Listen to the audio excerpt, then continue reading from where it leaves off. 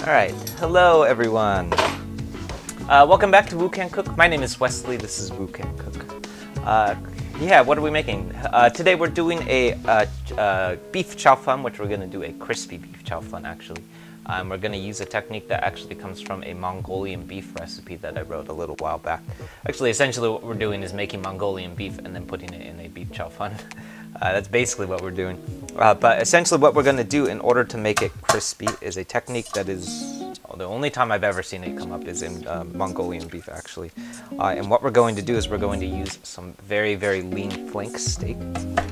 And then we're going to coat it in a good amount of cornstarch. So you could kind of think of it almost like a breading, coated in a very thick layer of cornstarch. And then what we're going to do is sear that flank steak in a wok.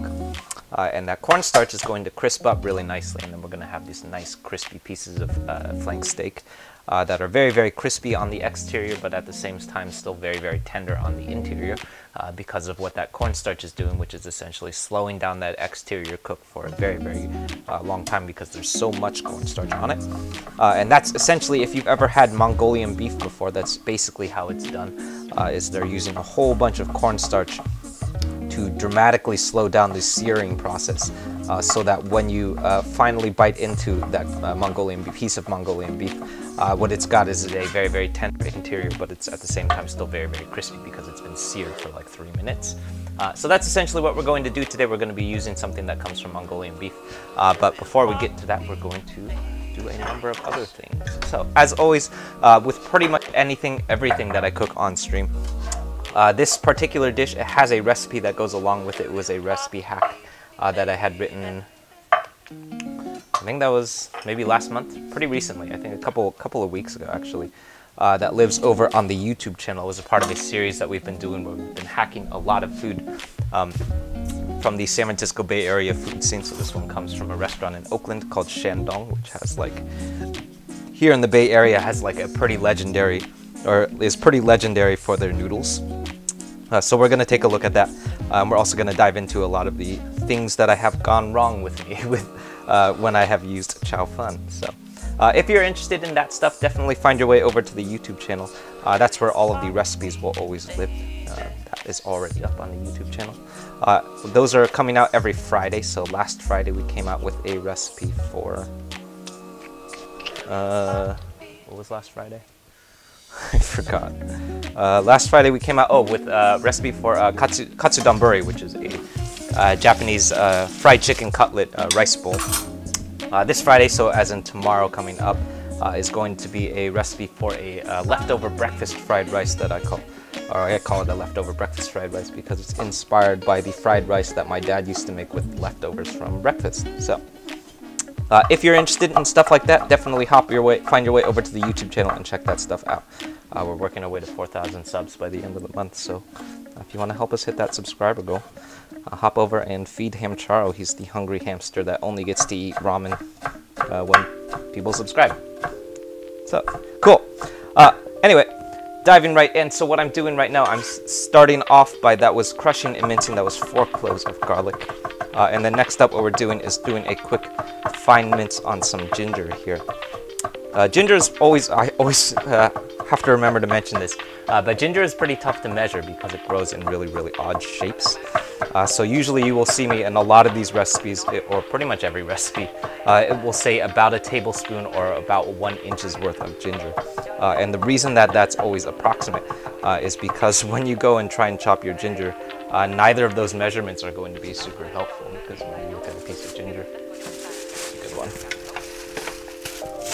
It grows in these weird knobby shapes because it comes from a root, which means if we were to say 1 inch of ginger, that's pretty ambiguous because it looks so strange. So if you're not sure, I usually say about a tablespoon's worth of ginger, which is going to look something like this. But obviously that's going to be a lot easier to do once it's fine minced.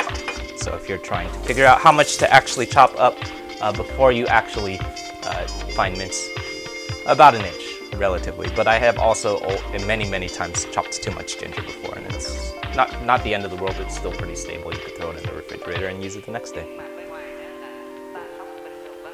Nemo, oh yeah, the perfect katsu. Yeah, thank you. I'm glad you liked it. That was a fun one. Katsu donburi is one of my favorites. We did that with some leftover chicken cutlet. So some leftover fried chicken cutlet.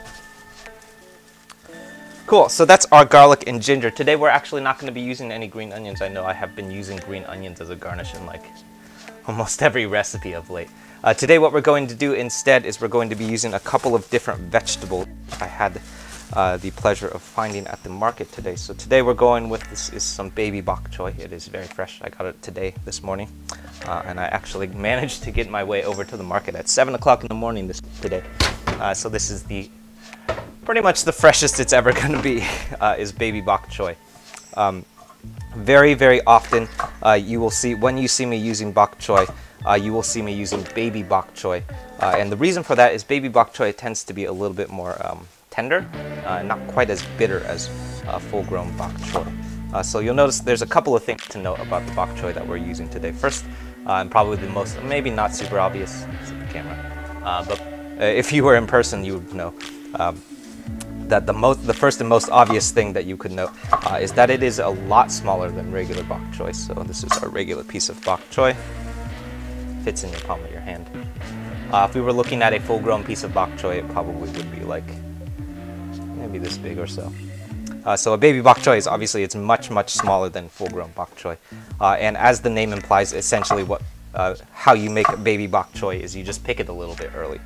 And what happens when you pick bok choy a little bit early is it stops it from getting super bitter. So I had in my childhood a lot of full-grown bok choy. And it's the thing that I associate with like that really, really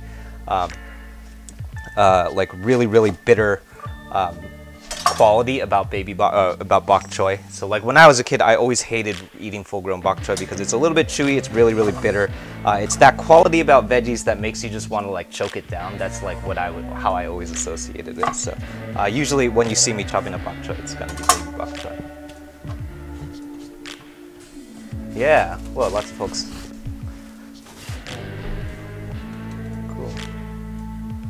Well, how do you clean and get the sand out? Yeah, good question. So what I just did is I just chopped those in half and then I tossed them into a strainer. And then we're going to rinse them out really quick. Elliot, hey, how's it going? Elliot Enriquez in the house. For everyone who doesn't know, I'm sure everyone knows Elliot, but Elliot is the host of Elliot Eats. And I love, checked out his show. Elliot's got a really cool show. Oh, yeah, vegetable abortion. Yeah, that's pretty much what baby bok choy. That's a very good way of describing baby bok choy. Yeah, so what I just did is I gave it a rinse. Usually what I'll use is fruit wash. I have a lot of trouble finding fruit wash that looks like this. I usually get it at Trader Joe's here in the Bay. But what we do is I give it a rinse and a little bit of that fruit wash, and that basically gets most of the grime out. If you're really, really concerned, you could go in and wash it a piece at a time. I never care that much because if you eat a little bit of bug, it's fine. I don't care too much. But if you're really concerned, you could absolutely go in and rinse them a piece at a time, but I have never actually taken the time or energy to do that. So that's our baby bok choy.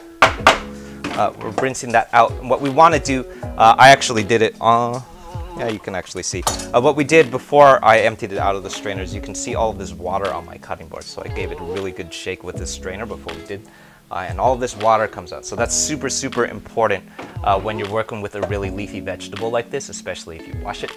Because if all of that water stays on the bok choy, what's going to happen is when you put the bok choy into the wok, that water is also going to go with it into the wok. As anyone who's watched this show before will know, is that the biggest enemy to wok cooking is moisture. So the more moisture that you introduce to a wok, the more temperature you're going to start losing, because the wok is going to start spending all of this energy to try and burn off that moisture. So all of that water, as we get more water, the wok's temperature, the wok's ability to retain heat starts dropping. And then that's how you get into this world of like porridgey stir fries, which we never, ever, ever want. So.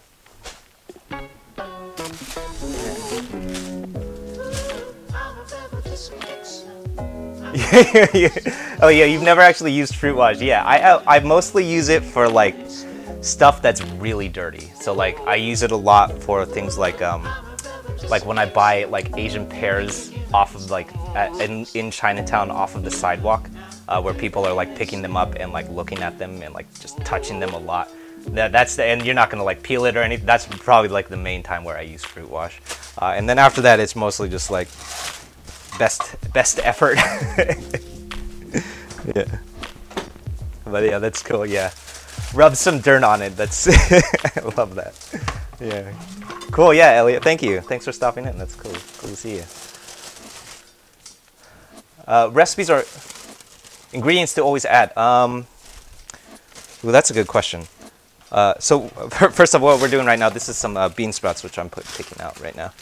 But yeah, recipes or ingredients. So the first thing that I'll mention, so if we're talking about ingredients that I add to everything, anyone who has followed one of the Wu Can Cook recipes will know, is that the main two things that are pretty much present in like 90 to 95% of every recipe, almost 100% of every savory recipe for sure, is going to be garlic and then ginger. And the reason that we include those two ingredients all the time, it's not because everything needs to taste like garlic and ginger, but it's sort of like as we start like building out these layers of umami, as we start like stacking stuff on top, the things that we want on the very, very bottom oftentimes end up being garlic and ginger. So that's why if you've ever been to like your Asian friend's household and you go and see them, they have like huge amounts of garlic and ginger. That's why, because number one, it's very, very pantry stable, so you could keep garlic in the pantry for several weeks and it will stay for a pretty long time. But number two is if they're making a lot of Asian food, it's probably in every dish. I use garlic almost every day, so. And I honestly don't think that the things that I cook are necessarily like super garlicky, so.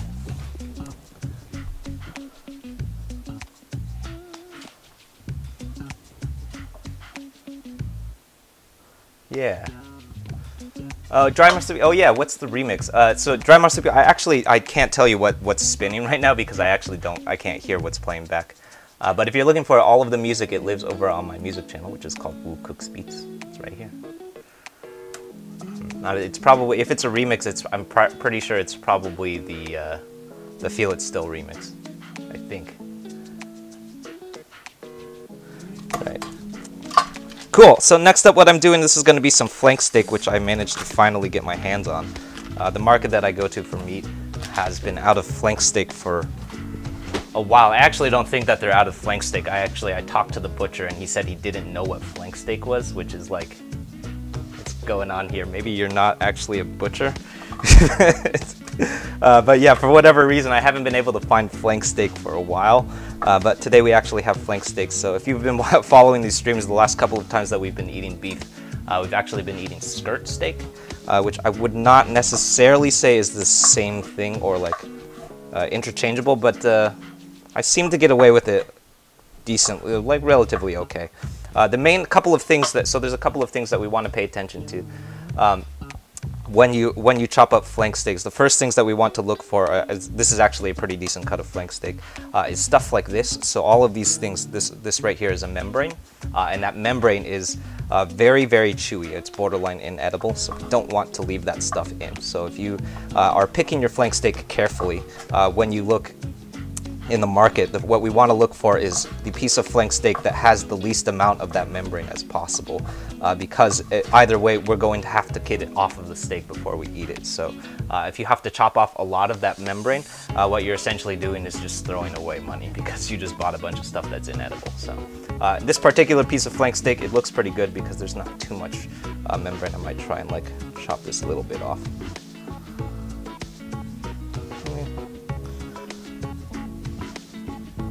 And that's about it.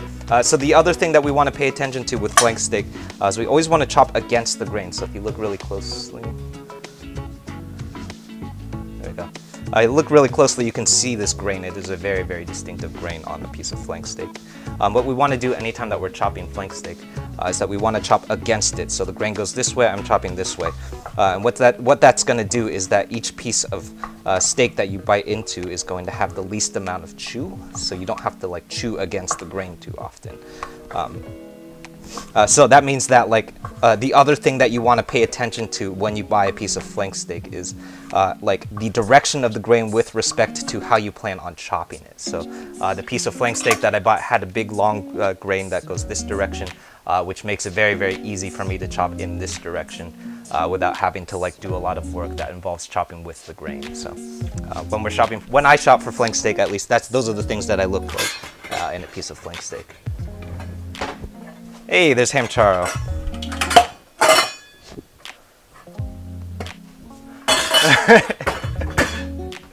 Yeah, Ellie, I have no idea what just happened in the chat, but something about vampires.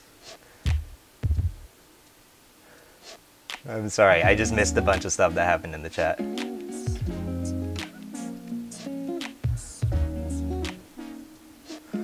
Oh, you made bok choy yesterday and the leaves were really stringy. Why were the leaves super stringy? That might be because of the type of bok choy that you were using. It kind of just sounds like you didn't get very good bok choy. Even full-grown bok choy shouldn't be super stringy. But yeah, definitely try your hand at picking up some baby bok choy.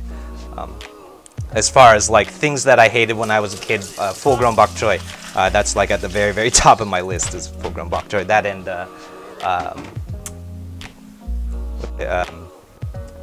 gailan or Chinese broccoli.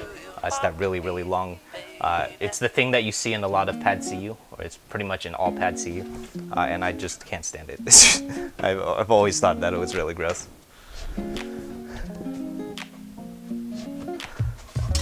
Crazy chefs that don't like garlic. Yeah, I don't know who doesn't like garlic. What's like, why? Why? Yeah. Cool. So that's our flank steak. So, yeah, Wu is made up of 4 cloves of garlic and an inch of ginger. Pretty much, yeah, and about 4 tablespoons of light soy sauce. Yeah, that's exactly it. Cool. Alright, so that's our flank steak. We're done chopping. I think we're done with all of our chopping, actually. Put this knife away. So what we want to do here for our flank steak, we're going to do 2 different things with our flank steak today. The first thing that we're going to do is a pretty quick marinade. This is probably like one of the marinades that I use on like standby when I don't know what else to do in a marinade. This is oftentimes will be the thing that happens. Is it's going to be 4 tablespoons of soy sauce, followed by about maybe half a teaspoon of white pepper.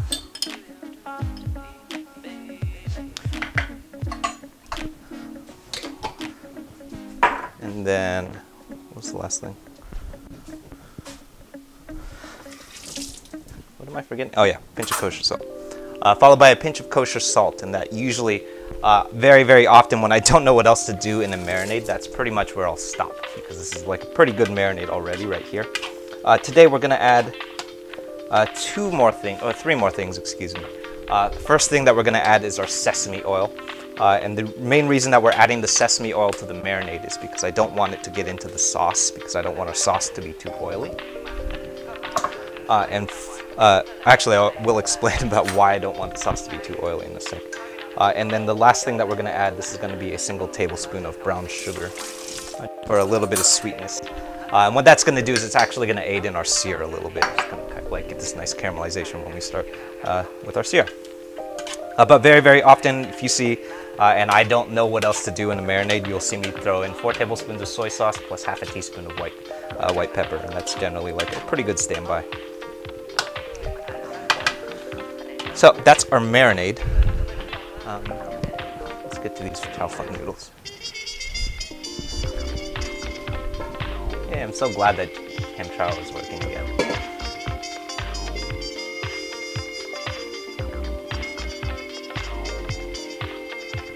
You had a boss that didn't like garlic and never let you use it in the kitchen. That is terrible.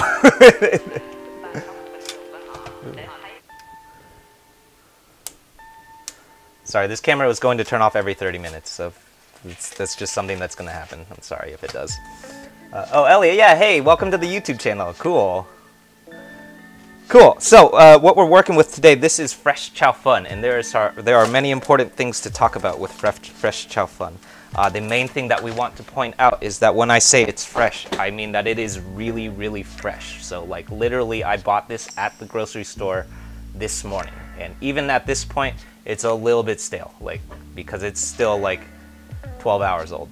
So when we're talking about fresh Chow Fun, it has to be fresh. So I mean, like, you gotta buy it within 24 hours of when you're gonna eat it. And the reason that I'm stressing this so much is because I have bought and thrown out more Chow Fun than anyone else in the world. So super often, if you're looking for Chow Fun in the grocery store, the reason that a lot of Chinese grocery stores open so early and they have truck days every day is because they're stocking stuff like chow fun every day. So when you're looking for fresh chow fun, most of the time, I can't say this for every grocery store, but most of the time you will see it somewhere where it's super easy to go and stock. So very often you'll find it. I usually find it close to the register, somewhere close to like where the truck comes in. And that's because they sell out of it every day because they don't stock enough to last for more than a single day, because if it passes 24 hours, it's pretty much gone stale already. So when I say you got to use it within 24 hours, I really do mean you got to use it within 24 hours. And what will happen is that if you pass that 24-hour marker, it goes stale, first off, and then what will happen is you see me pulling apart these noodles right now. You won't be able to do this if it goes stale because it will be clumping up. And you can even see some of it is already clumping up like this. So that is super, super important when we start pulling these noodles, or when you're looking for chow fun, is that you got to find it at the market. You got to find it pretty early. And then the other thing that we want to do before we get it to our wok is that we want to separate the noodles. So this is actually something that I started doing when I started working with stale chow fun, and I have lost track of how many times that has happened. I want to say it's probably in the dozens. It has even happened on stream. It's for sure happened in recipe videos. But essentially what we want to do is start pulling apart these noodles because we want to be very, very certain that they're not going to clump up in the wok fry. So if you've ever worked with chow fun before and then you ended up with like a big clump of rice noodle, so no noodles, just like a big block of like pad see ew, that's how it happens. It's because you didn't pull the noodles apart real quick or real thoroughly. So if you do find that happens, the first thing that you want to do, always make sure that you pull these noodles apart. And then the other thing that you'll notice, so you can tell by what's going on in my hands, is that my hands are now covered in grease. And the reason, or not grease, but oil. And the reason that they're covered in oil is because chow fun, when it's packaged in oil, so that you can do this, so that you can pull the noodles apart. So take advantage of that before you go throwing it in the wok. Pull them apart. Super, super important. Don't just dump it in the wok. And yes, I have absolutely dumped chow fun straight into the wok many times. I'm pretty sure even once on stream I did it, and it ended up just being a big old block of fresh chow fun pad see ew. We had just like a whole clump of pad see ew, which was not fun. So really, really important. I know that I'm rambling a lot about chow fun, but I can't stress enough how frustrating it is to work with stale chow fun. So if all else fails and you do end up with stale chow fun, I have figured out that what you can do, this isn't always going to work super great, especially if it's really, really stale, is you could toss it in the microwave and reheat it for about a minute and 10 seconds or so. And it will loosen up just enough so that you can start pulling these noodles apart. It will still probably break apart a little bit, but it will be more edible than stale chow fun. Yeah. Woo going to the moon, yeah. Yeah, thanks, Elliot.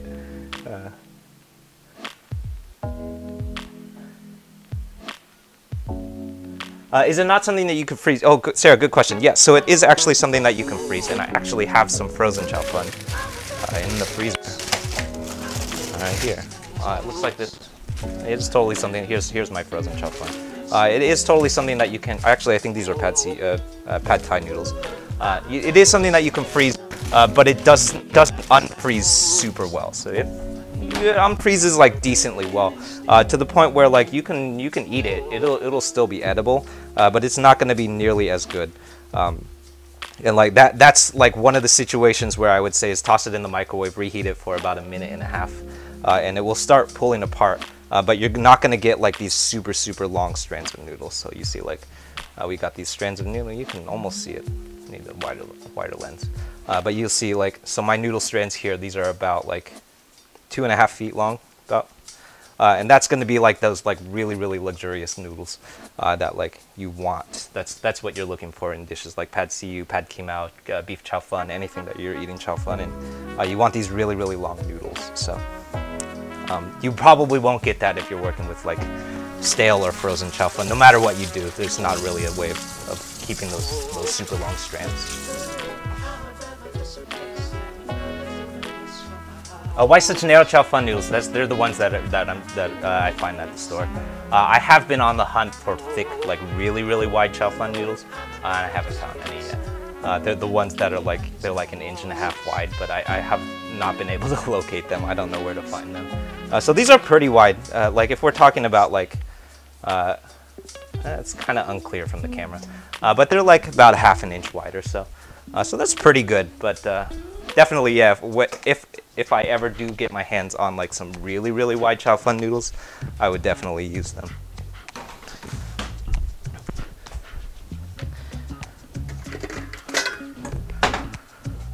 Let's just use a big bowl.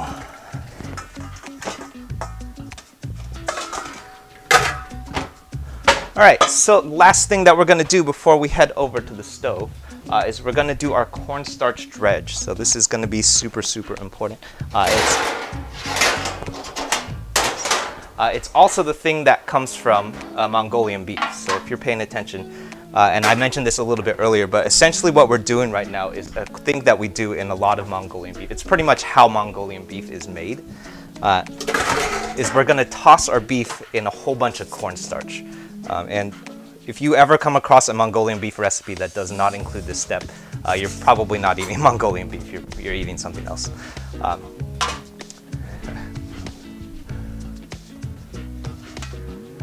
Yeah, cool, yeah. So what we're doing is, so this is how you would make Mongolian beef. So essentially at this point, we're just now making Mongolian beef. What we're gonna do is we're gonna dredge it in a little bit of cornstarch. This is kind of like how you would do a fried chicken, so I'm dredging it in that cornstarch. And then we're gonna dust it off and repeat. So if you want, you could probably do many pieces at a time. I like to be pretty specific with how the coating goes, just to make sure that we don't overcoat. But just like fried chicken, you can absolutely put too much cornstarch in it, so I have not been in the habit of just throwing a whole bunch, just throwing all of the steak in. Yeah. Yeah. Oh, you use the recipes all the time. That's cool, yeah. Yeah, what I've been telling people is that if you do use the recipes, please, number one, thank you. That's cool. Thank you for using the recipes. Number two, please take pictures. And three, send them to me. Send me the recipes. There's a subreddit for it too. And it's super fun to see how it turns out for other people. And like what other people are doing to like make it work, or like work around the things that they have. I've seen a lot of people doing these chow fun recipes without chow fun, because chow fun is obviously really hard. I happen to be able to find it really, really easily because I live in Chinatown, but I know that not everyone can do that, so it's always super cool to see how other people work around that. So, yeah. Is it just like flouring shrimp? Yeah. Oh, Paul, what's the other subreddit? Yeah, it's everything is Wu Can Cook, so I think our Wu Can Cook. Is it just like flouring shrimp? Pretty similar. It depends on what kind of shrimp we're talking about. If we're talking about like tempura battered shrimp, that's actually done in a batter, which is like a wet batter. I think of it more similar to like, yeah, probably more similar to like if we were doing a buttermilk fried chicken. Because if we were doing buttermilk, I would be doing it like hitting an egg wash first and then tossing it in something like flour or something. So what we're doing is a technique that, what I'm doing right now actually is a technique that comes from frying chicken. And you call this the wet hand, dry hand technique, so you can tell. Charles moves out of the way. Is that one of my hands is very clean, so this hand is totally clean. There's no cornstarch on it. One of them is very messy. It's covered in cornstarch, so that's we call the wet hand, dry hand, and that's because I'm handling all of the wet stuff with my left hand and handling all of the dry stuff with my right hand, which means that I can keep one of my hands clean the whole time. So we have good dexterity in one hand, and then only batter claws in the other hand. And that actually comes from frying chicken. That's not a Mongolian beef. I don't even know that Chinese people do that. But that comes from like learning how to fry chicken for sure. Is that cornstarch? Yes, this is just a whole bunch of cornstarch. I mean, we maybe wasted a little bit of it. All right, so when we're done, we can take a look. Here's our finished Mongolian beef, essentially. Some of these are fresher or like more recently battered than the others, but the stuff that's been like well battered now, you'll notice that the cornstarch, it doesn't just stick but it like absorbs into the steak, and that absorption is going to give us that like really nice crispy sear. So when we go and start searing in the wok, the first that sears is actually not the steak. So if you've ever bitten into a crispy piece of Mongolian beef, the thing that you're biting into, it's actually not the steak that's crispy, it's the cornstarch. You're biting into crispy cornstarch. And that's going to be really important, because if you keep that cornstarch really crispy, the steak itself will still be really tender. So lots of people ask me, how do you get Mongolian beef that's really crispy but also really tender, especially with a very tough cut of steak like flank steak. And the way it's done is with cornstarch, and that's something that you will find comes up in many Chinese recipes across the board, is cornstarch all the time. It's pretty much all Chinese recipes include some amount of cornstarch.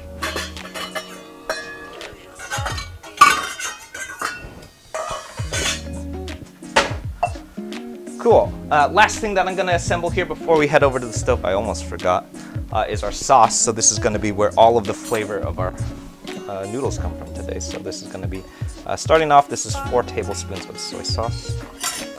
If you're wondering, anytime that you see me using soy sauce, I'm probably using low sodium soy sauce, purely out of the fact that I can use more of it, be like a little bit more heavy-handed with it.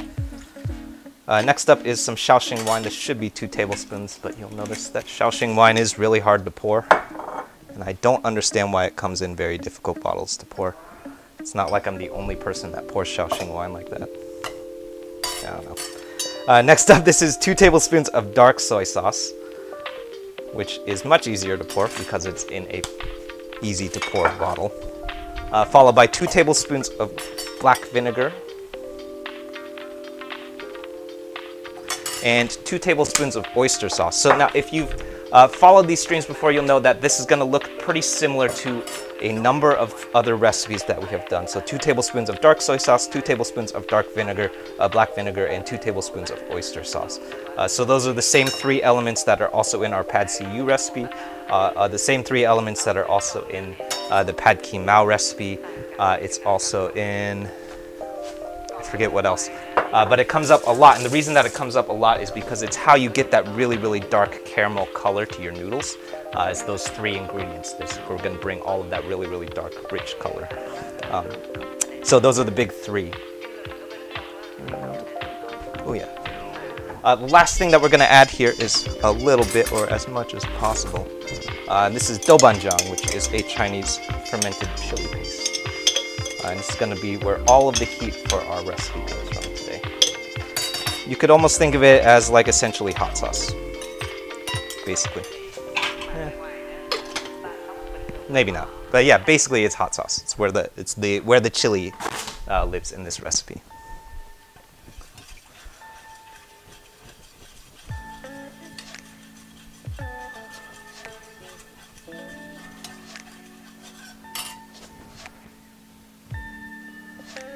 Ooh. Oh, so many questions. I'm sorry, I missed a lot of stuff recently. What cut of beef is used for Mongolian beef? Oh yeah, good question. So what we're using today is the cut that you would... So I've actually experimented with a whole bunch of different stuff. What we're using today is flank steak, which works really well. It's probably also like what you would find most commonly in most restaurants. And the main reason that you will find it most commonly is because it's the cheapest and most affordable thing that you can use relative to the other options. What you could also use, you could probably use skirt steak. I've used skirt steak before. It's a little bit more chewy, but you'll get away with it. Probably the best steak that I have used for Mongolian beef, also beef chow fan, is Angus sirloin, so a top cut Angus sirloin. It's a little more than a little bit more expensive than flank steak. And it's pretty close to the same thing, so I usually default to using flank steak.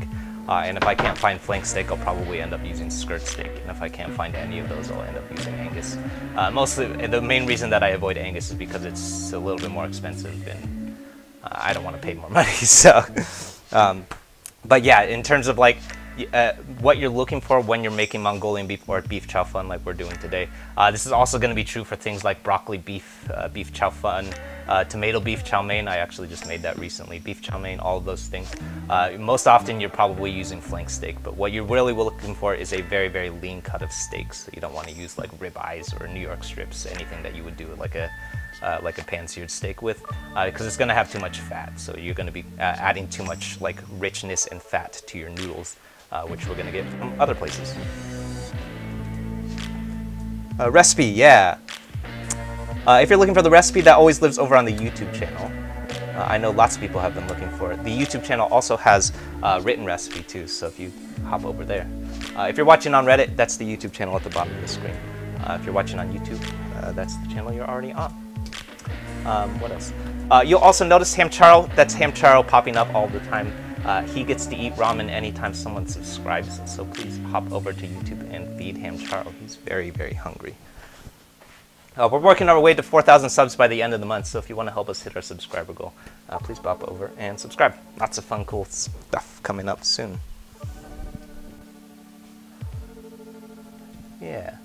We have, so if you, by the way, if this is your first time tuning in, excuse me, we're here every Monday, Tuesday, and Thursday at 6:30 PST with new recipes out on the YouTube channel every Friday. So this Friday coming up, as in tomorrow, we're doing a leftover breakfast fried rice. So it's going to be using some lapchang, which is a Chinese sausage, and it's inspired by the fried rice my dad used to make using leftover sausage. So when I wouldn't recommend doing this, but when I was a kid, the way that I always remembered eating this fried rice was with a little bit of ketchup, because he would use scrambled eggs from breakfast, which had ketchup on it, because I ate scrambled eggs with ketchup. So I don't recommend doing that, but that's how I always remembered eating that fried rice. So that's coming up this Friday, so tomorrow. So definitely check out some of those recipes. Yeah. All right, so I've got my wok. It's very, very hot. You can see by all of that smoke. That's a good indicator that we have lots and lots of heat in this wok. And then I'm adding, that was 4 tablespoons of peanut oil. And then what we're gonna do first, so the very first thing that we're gonna do is sear our steak. And I have made this mistake many times, or at least once, I think, the first time I tested this recipe. What we wanna do here is we're adding each piece of steak one piece at a time. We're laying it down flat to the side, flat side down on the wok, and we're gonna sear it for 2 minutes. So this is super important.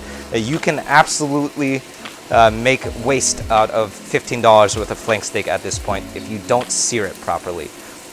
So what we want to remember is cornstarch. That's the same stuff that we use to make thick sauces. So if you don't sear it properly, the cornstarch is going to come off into your sauce, and then it will literally just turn into jello, which is not going to be attractive. We don't want any of that cornstarch in our sear to come off into your sauce.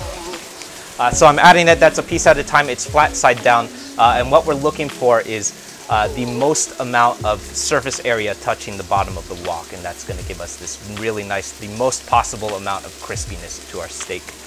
But what we don't want to do is you don't want to just toss that whole piece, all of that steak into the wok, because what will happen is the oil is going to start kicking off that cornstarch, and it's going to kick off from the steak. And instead of searing to the steak, it will just fall off into your sauce. So we don't want that to happen. What type of oil did I use? Yeah, it was peanut oil. So today I'm using peanut oil. I've been using peanut oil a lot lately because I found a cheap source for it. Peanut oil, if you're like getting into wok frying, it's probably the most commonly used thing in wok frying, at least in restaurants. I would always tell people is that if you're stocking oil and you're getting into wok frying, peanut oil is really great to have. You don't have to have it. You can use anything that has high heat. So I use grapeseed oil all the time when I run out of peanut oil. You can also use canola oil, vegetable oil. All of those things will work because it has enough high heat. I always tell people is that if you're getting into wok frying, peanut oil, it's great to have, but it's also not a really versatile oil. So if you're trying to like make hash browns and peanut oil is the only thing in your house, peanut oil is not going to do well because it's going to make your hash browns taste like peanut. So I always say is if you're going to have one kind of oil, it should probably be like vegetable oil or canola oil, something neutral that doesn't taste like anything. And probably if you're going to have a second type of oil, well, the second type of oil probably should be olive oil. So if your third type of oil, it should be peanut oil. All right. So what I'm doing right now is so I'm rotating my wok.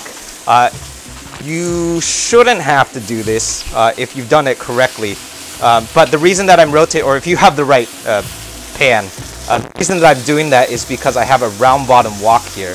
So all of the oil, it's pulling up at the bottom of the wok, and it's burning a little bit, which I'm not happy about.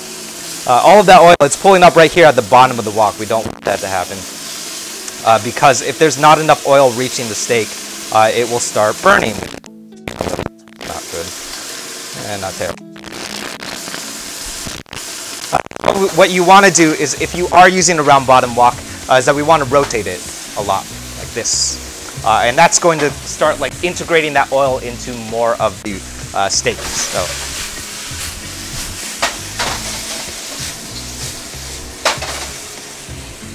Yeah. RKK6, yeah, is my band playing yet? Yeah, so that would be Trace Repeat, and we actually just had our first rehearsal yesterday, which was crazy. It was the first time I played with other musicians since like 15 months, I think. So yeah, we are playing. We're doing a music festival on June 12th. We're doing a music festival in the Santa Cruz Hills. It's going to be really fun.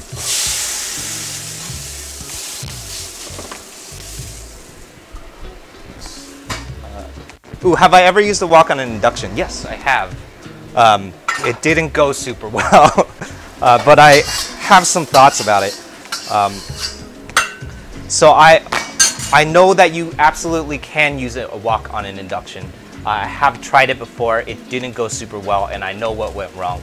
And I have some thoughts on how to fix it, but it would require getting a different type of wok. So the wok that I'm using today, so this is a carbon steel wok. It's also a round bottom wok. And it works pretty well on my gas range because the gas range gets decently hot. It gets about as hot as a home burner gas range will get. What's important to know about a wok like this is that it doesn't have a heavy bottom. So if you flip it over, you can see this is literally just a piece of carbon steel that has been stretched into the shape of a wok. So like with most other frying pans, so your stainless steel skillets and stuff, they have a heavy bottom to it, and that heavy bottom retains a lot of heat. And that's what keeps your pan hot for the duration of time while you're cooking on it. So that's really, really useful on induction tops because induction tops have these capacitors, so they get really, really hot, and then they switch off, and then they cool down a bit, and then depending on where you've set that temperature, it will turn back on again. So that's kind of how it regulates its temperature. So in most frying, that's generally going to be okay because your pan has that heavy bottom. So if your induction top turns off for 5 seconds, it's not the end of the world because the heavy bottom of the pan is going to stay hot enough where 5 seconds of the stove being off, it's not going to be a big deal. If you're using a carbon steel wok like this with no bottom, and the fire turns, so if I were to turn the fire off on my wok for a full 5 seconds, it would be a huge problem. There would not be any heat left. It would be within 5 seconds, that wok would cool down enough where you could probably touch it. It would be a little bit hot, but you could pretty much touch the wok at that point. So that's probably the biggest hurdle that I've come across of dealing with induction ranges. And I think the best solution that I've come up with so far, I have not actually tested this, but I have used cast iron woks before, and they work really well because they're made of cast iron. Cast iron has this really, really great heat retention. Same reason why we use cast iron skillets to sear steaks, because they stay hot for a super long time. So if you get yourself a cast iron wok, you can absolutely use it on an induction range, and you would definitely be able to wok fry in a cast iron wok on an induction range. Because it will stay hot forever. Basically, that cast iron wok, you could take it off of the heat. I used to have I think an 18-inch cast iron wok, and you could take that thing off of the heat for a full 5 minutes, and it would still be hot, as hot as it was when the fire was on, because it's just made out of cast iron. The only problem with that is that a cast iron wok, an 18-inch cast iron wok, that thing is going to weigh 50 pounds. I'm not exaggerating, just straight up 50 pounds. So it's going to be really, really heavy. It's going to be a pain in the ass to take around. And it's actually the reason why I don't own it anymore, is because it was just too annoying to carry around all the time. But yeah, as far as if I ever had to figure out how to wok fry on an induction range, that's probably the first thing that I would do, is I would go find myself a cast iron wok. Although I have not ever actually tried this before, but I did used to have a cast iron wok, but I used it on a gas range. All right. So we're working in batches here. So this is just the second half of my steak. We're going to do a second sear here. And just like the first sear, we're going to add these flat side down with the most surface area as possible touching the wok. And are going to pay more attention this time. And I'm evenly distributing that oil because we're working in a round bottom wok. If you don't want to have to do that, you could also just do this in a skillet or like a cast iron skillet, anything that you would sear a steak in. And this will work just fine. The reason that I'm doing it in my wok today instead of something else is because I don't want to have to clean 2 pans. That's the main reason. So if you don't want to have to clean 2 pans, just make sure that that oil is being distributed evenly and you should end up with a nice sear.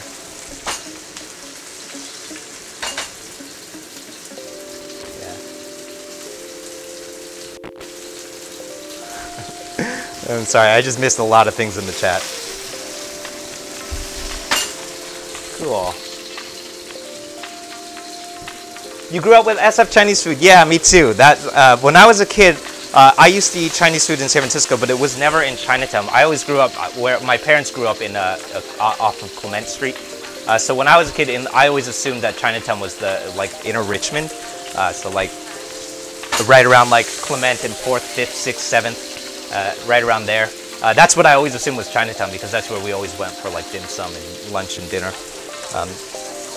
So a lot of my childhood memories of eating Chinese food, it comes from restaurants in that neighborhood. And only recently did I find out that that's actually not Chinatown. That's just where a lot of Chinese people live. All right. There we go. So the second batch I was a little bit more diligent about rotating that oil, so you'll notice that it is not burning as much. I do know how to properly make Mongolian beef. And then we're going to flip it, continue to rotate. And in general, I don't think I've ever gotten as good of a sear on the second side. But mostly what we're looking for here is just locking in that cornstarch. So you do want to sear it a little bit just to make sure that cornstarch doesn't come off into your sauce. All right.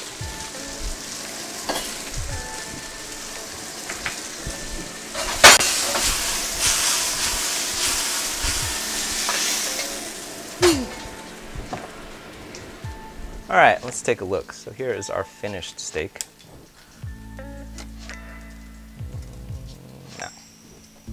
No.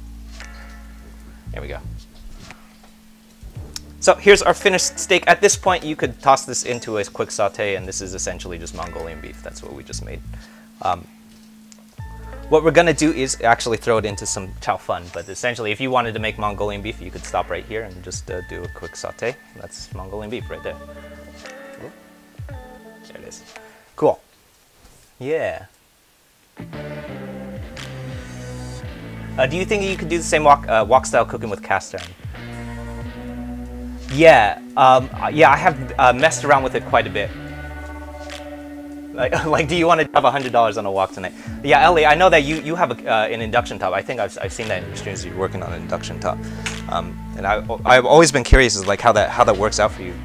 I guess it kind of depends on what you're cooking, but I think you could do most of the things that you want to do in a cast iron wok. What you can't do are things like wok tossing, so you wouldn't be able to like. Let's go back here.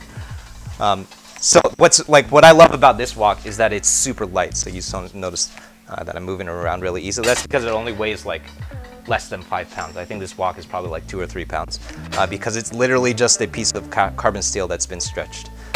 If you had a cast iron wok, you definitely would not be able to do this. So you wouldn't be able to like toss and do all of your wok tossing and stuff. But I don't necessarily think that's the end of the world. You could totally just use a spatula, which I've done many times, and just do your tossing with a spatula. That also works too. I've even seen street wok cooks do that, and because they're using a wok that's like 30 inches wide or some crazy huge, like insanely large amount of wok space, which you obviously you're not going to be able to. Actually, to show you, I actually have one because we've been doing wok burner stuff lately. But this is my 24-inch wok. You could almost see the size, which is, so if we're looking at my wok, So this is, I think, a 16-inch wok. This is a 24-inch wok. This wok you probably would not be able to toss. That's also why it doesn't have long handles, because either way you're not going to be. It's going to be too large and too heavy to toss. And I think that would be fine. You're still not going to end up with things like wok hay, so you're not going to get like the smokiness of the wok. But either way, unless you're on a wok burner, you're probably not going to get that anyway. So I think you could definitely work it out. Yeah. What I have seen is that I think this was a Kenji Lopez tip. What he says is that you can grab. So I actually still need the ignition for it. What Kenji says is that you can use one of these things. So this is like a butane torch. I still don't have the torch top to it yet. But what he says is that you could use one of these and then just torch the wok, and that will get you the wok hay, which is sort of like the smokiness of the wok. Yeah. Cool. So what I'm doing here, I'm sorry, I just missed many things in the chat. I don't know what's actually going on right now, but what I'm doing here right now is I'm reheating my wok. What we did is a couple of things. So the first and most important thing that you need to do anytime that you're batch cooking, like we are right now, is that you gotta clean the wok out in between each batch. So that's lots of people are afraid to do that because, well, many people are afraid to do that because when you rinse down a hot wok, it sputters really hard because you're introducing cold water to a hot wok. That's okay. It's not going to warp. A good wok won't warp, at least. I have done it on pretty much every wok cook ever, and it has never warped my wok. The other reason that we need to do that, though, is because if you leave any of that stuff behind, it will stay in the wok and then it will continue to cook. So it's just going to start burning after a certain point, especially if you just seared a bunch of steak. That would just leave behind burnt, charred steak bits, which we don't want, because then you're going to get all these little black flecks in your noodles, which is not good. Lots of people don't want to do that because they're worried that you're going to toss out a bunch of flavor, which is essentially what you're doing, because that's a lot of like fat. And, like, in a lot of European cooking, you refer to that as fond. It's how you make a gravy. That's a lot of flavor that we're rinsing out, which is hypothetically true, but it's sort of like one of the big give and takes of wok cooking on a home range is that you gotta clean that stuff out, otherwise you're gonna have weird gunk in your noodles, which is not good. All right. Seasoning a wok is an art in itself. Yeah, that's super true. But what I have discovered, because I've messed around with so many different ways of seasoning a wok, is that the best way to season a wok is to just start cooking in it. Just start cooking in it. The first time that you cook in it, the first probably like 5 times that you cook in it, it's gonna go horribly. Things are gonna burn. So that big 24-inch wok, that was a brand new wok that I just started breaking in. And the first like 2 things that I cooked in it, it just went like, it was just inedible junk. So the first thing actually that I cooked in it, I just threw a bunch of leftover scraps into it, and then I just did a bunch of tossing. And what I have always done with seasoning woks is just start cooking in it, and then it will get there on its own. But I've seen so many other tricks about like bluing carbon steel and all this stuff. I don't know. I'm not confident that it actually works. I think it's just, you just got to start cooking, and then that'll do it for you. All right. So I'm adding, this is going to be another 4 tablespoons of peanut oil. And then we're going to do our long yao. So this comes from Chinese cooking. Long yao is essentially adding cold oil to a hot wok and then coating. And that's how you get your non-stick surface. It's by your long yao. And then I'm starting off, this is my ginger, followed by my garlic. And then we're going to toss that for just long enough until it's fragrant. I usually say about 10 seconds. But as always, use your nose here. When you start smelling ginger and garlic, that's when you know you're ready to throw in your bok choy.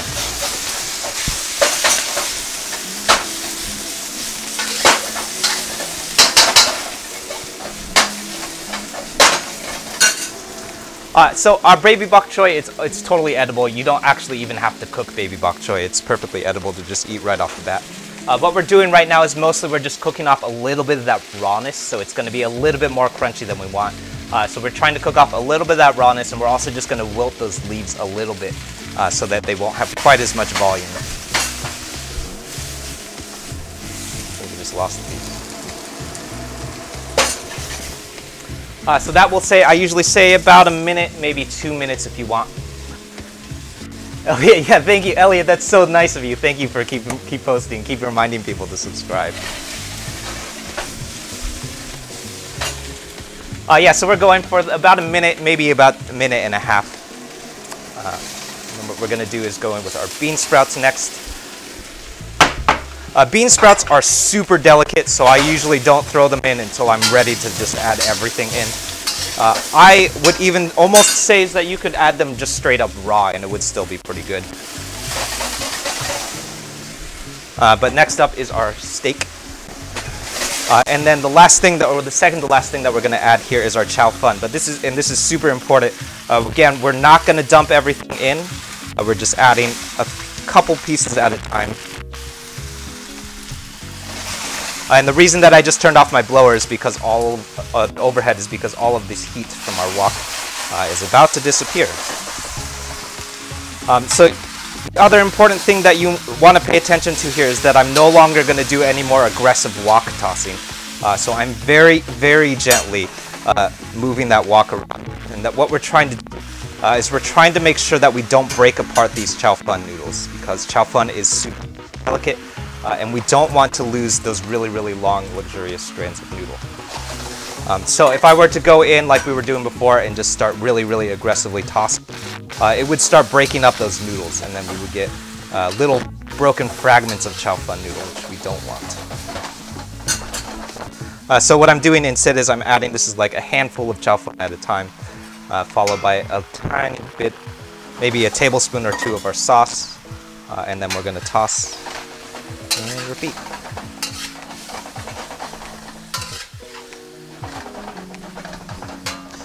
I can't stress this enough. I'm being very, very gentle with my wok tossing at this point.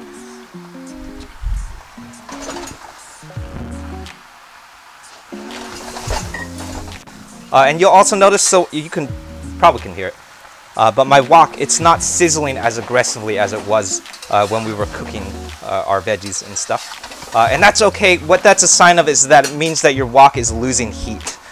So in our case, that's totally fine because there's not really any more cooking that's happening, so we're not really cooking any veggies anymore.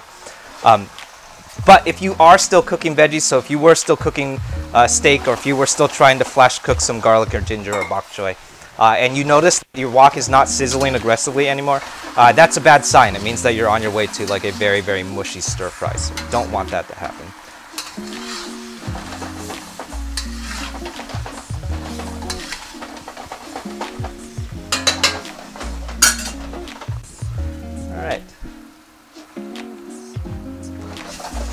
And the last thing that I hazard to people, especially the folks who are trying to reproduce this recipe, is that I'm being very specific. I'm not just going to dump all of that sauce in.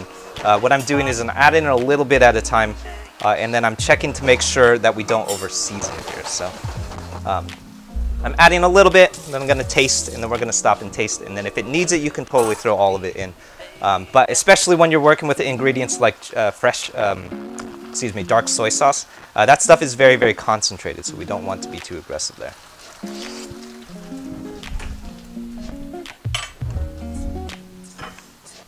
And I think I actually am going to add it all. So today I am adding all of it, but there have been many circumstances, just like when I have been like cooking with a little bit less bok choy or cooking with a little bit less steak, where I absolutely did not use all of it. So.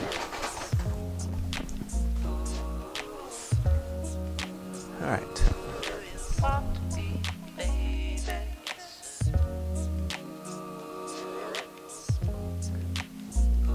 How come I don't chop the? Yeah, so I did chop up the baby bok choy, but I didn't chop it up super thoroughly.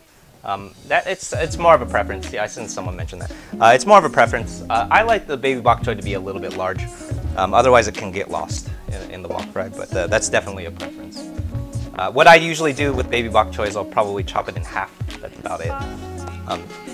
A lot of times it kind of depends on how baby your baby bok choy is. I have definitely come across some baby bok choy that's like borderline the size of full-grown bok choy, which I have to like. Some of those, like even some of the ones we use today, I chopped maybe 3 or 4 times.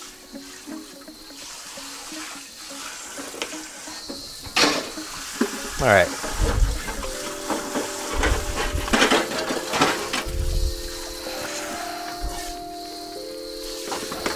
So the last thing that we want to do, and I say this on almost every stream now, but when we finish cooking, especially if you're cooking in a carbon steel wok, you want to remove it from the heat and then immediately clean it. So once that wok is empty, give it a rinse and maybe a little bit of a scrub if you absolutely have to. I actually gave a little bit of a scrub because we were using chow fun, which is a little bit sticky today. But do yourself a big favor when that carbon steel is still hot, clean it off. If you let it cool down, everything is going to start sticking to it, which is going to be a real pain in the ass. So especially if you're doing things like a pad see ew or pad thai or fried rice, anything with egg in it. Egg is really, really sticky. That stuff, if you let it cool down, so you like stop and go and eat, and then come back to it and then try and clean it, it's going to be a real pain in the ass because you're going to have to start scrubbing the crap out of it.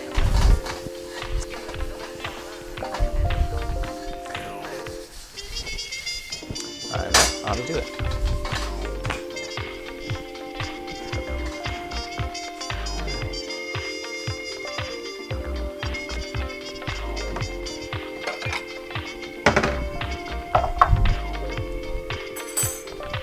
Serve this up.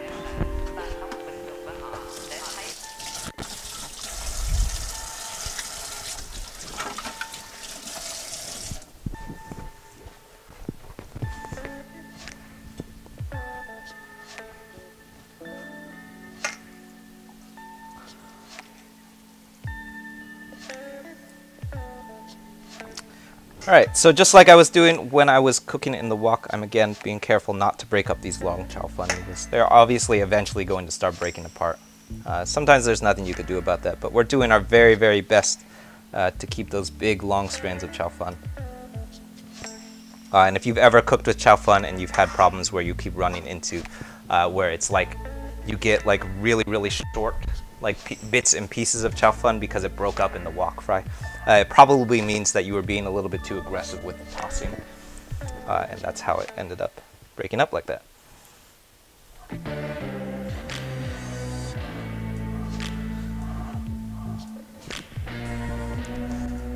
Alright.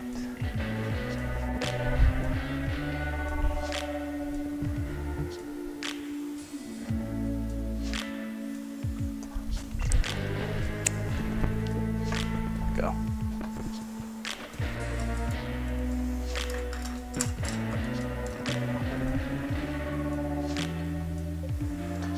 Now let's do that. Put this off.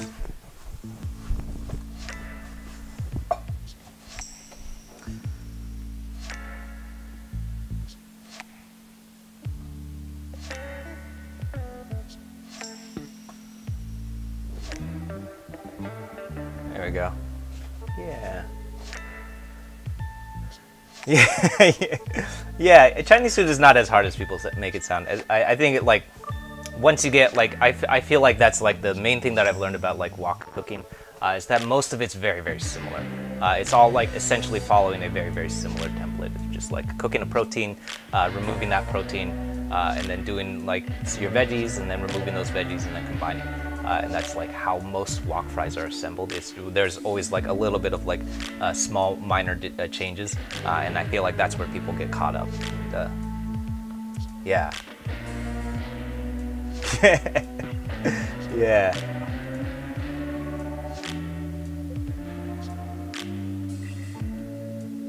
Cool. Thanks everyone. Oh man, both of these chats are popping. Cool. Thanks everyone. My name is Wesley. This is Woo Can Cook. I know that I missed a lot of questions in the chat, so if you posted anything in the chat and I missed anything, feel free and repeat them. I know that I miss stuff all the time, especially when I'm looking in that direction too, especially when we hit top broadcast too. So if you haven't yet, we're here streaming every Monday, Tuesday, and Thursday at 6:30 PST. With new recipes over on the YouTube channel every Friday. So if you haven't checked that out yet, definitely hop over there and check out what's going on. This Friday coming up, we have a recipe for a leftover breakfast fried rice, which is called using a sausage called a lapchang, which is probably if you've ever had sausage in Chinese food, it's probably got lapchang in it. And it's essentially a pork, or sometimes pork and chicken. Most of the time, it's got some kind of pork in it. Occasionally, I have some kind of organ meat in it. I usually avoid the organ meat stuff. And essentially, what that leftover breakfast fried rice is is it's the fried rice that my dad used to make when I was when I was a kid, where he would use these scraps from leftover breakfast. So it would be like whatever sausage was left, plus a little bit of scrambled egg. So that's coming up tomorrow.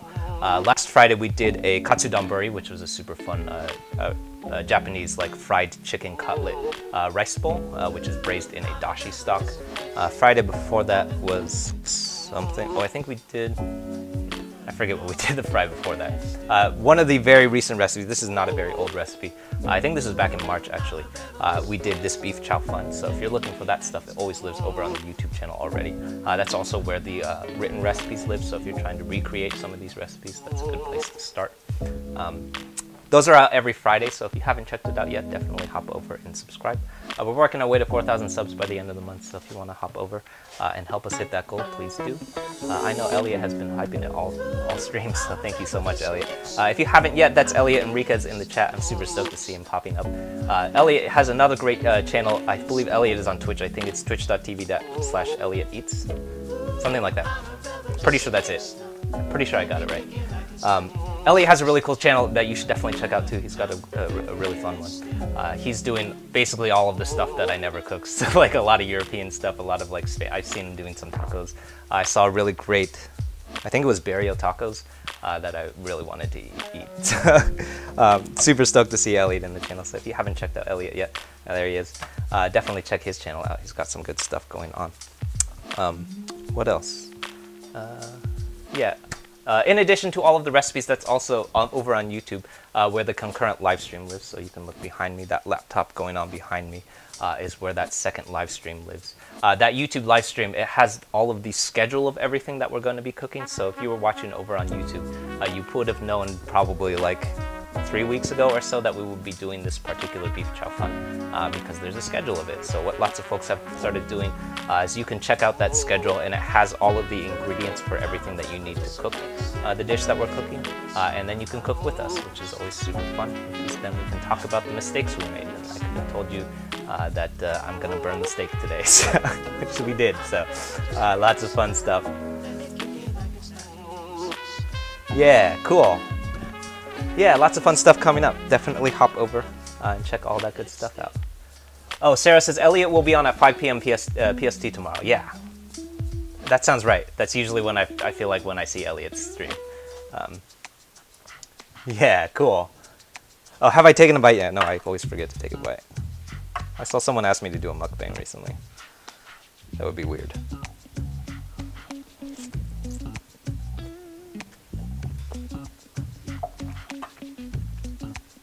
Yeah, this is one of my favorite dishes.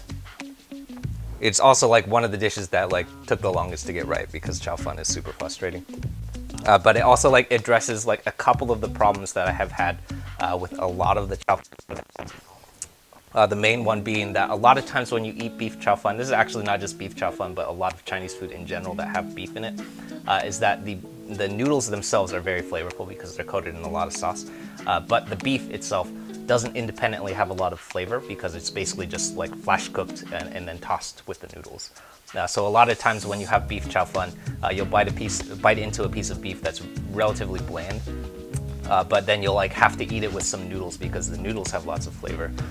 So like this, like the marinade and the sear process, like kind of solve that problem where like we're not really running into the problem where the steak doesn't taste like anything anymore because everything has this kind of holistic flavor to it, where like the whole dish is flavorful, not just like parts of it are and then parts of it aren't. So that's one of my favorite parts about this dish. Also has this really, really interesting sear to it that I usually associate with Mongolian beef. So yeah. Yeah.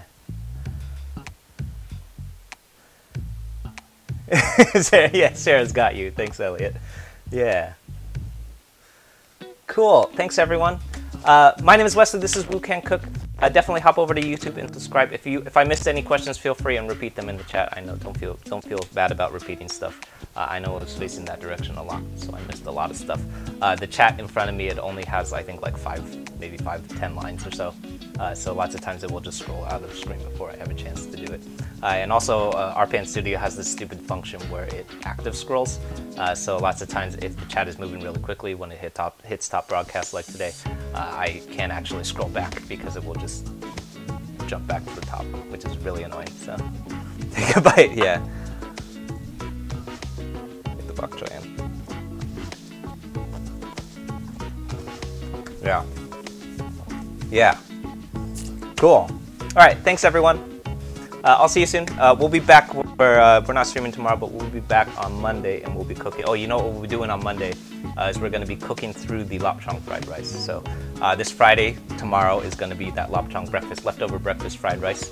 That's the recipe when the recipe is coming out. And then this coming Monday, so Memorial Day, we're going to be cooking through it live, so you can check it out and tune in on the live stream and watch that stream and see how I like to cook it. Cool. All right. Thanks, everyone. I'll see you soon. Bye.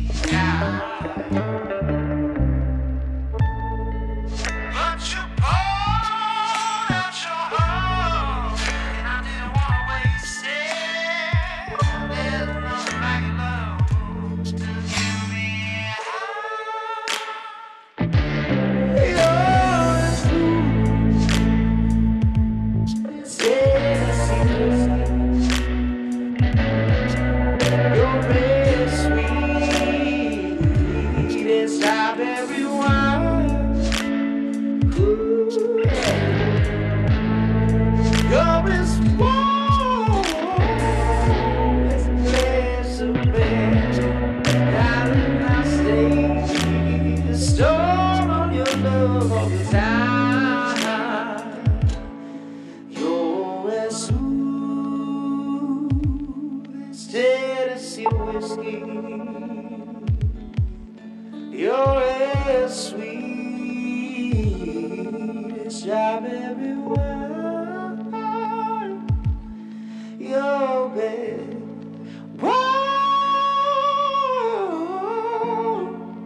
Glass of brandy, darling, I'll stay stoned on your love